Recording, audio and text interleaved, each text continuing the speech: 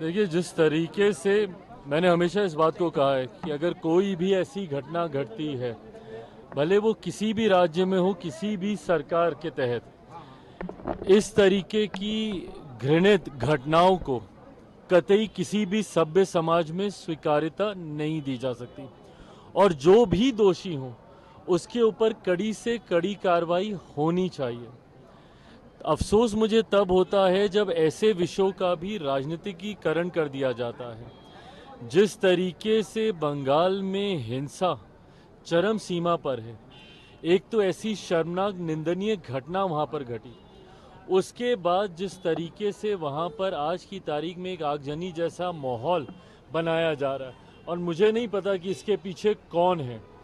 कल जिस तरीके से घटना स्थल पर देर रात हजारों की संख्या में असामाजिक तत्व गए, उन्होंने तोड़फोड़ की, क्या ये किसी साजिश के तहत था? किसी एविडेंस को मिटाने के लिए था? किसी को बचाने के लिए था? किसी को फंसाने के लिए था? ये तमाम बातें जांच का विषय हैं। पर जब वहाँ की सरकार इसके ऊपर आंख मूंद कर बैठती है, चिंता वहाँ से शुरू होती है। और ये वही सरकार है जो देश में कहीं पर भी कोई ऐसी घटना होती है तो सबसे ज़्यादा आवाज़ बुलंद करने वाले ये लोग होते हैं। मुझे ताज्जुब है कि जहाँ की मुख्यमंत्री एक महिला हो, वो मुख्यमंत्री इसके ऊपर खामोश रहती हैं, इनकी तमाम महिला सांसद इसके ऊपर खामोश रहती हैं। और देश के किसी और कोने में अगर ऐसी घृणित घटना को अंजाम दिया जाता तो सबसे पहले ये लोग मुखर होते हैं। ऐसे में दूसरे का जुर्म जुर्म होता है, और जब वही छींटे आपके ऊपर आते हैं तो आप उसको छुपाने का आप काम करते हैं। जब ये दोहरी रणनीति चलती है, ऐतराज इस बात से होता है।